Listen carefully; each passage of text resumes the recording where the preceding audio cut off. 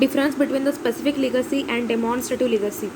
So where a specified property is given to the legacy is specific. Where the legacy is directed to be paid out of a specific property, then it is demonstrative.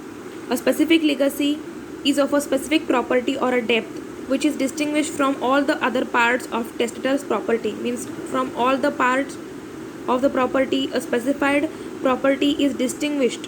It is known as specific legacy.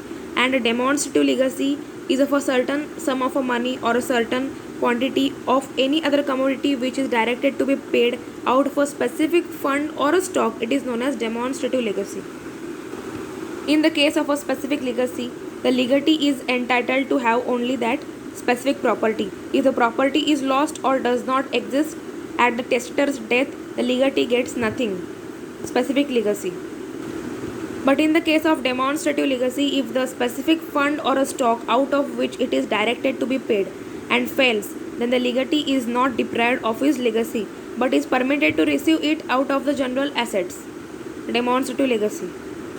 A specific legacy is not liable to abet for the payment of the debts of testator when the assets are insufficient to pay the debts and specific legacy.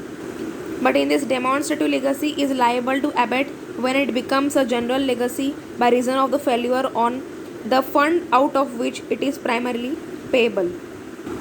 Difference between specific legacy and demonstrative legacy.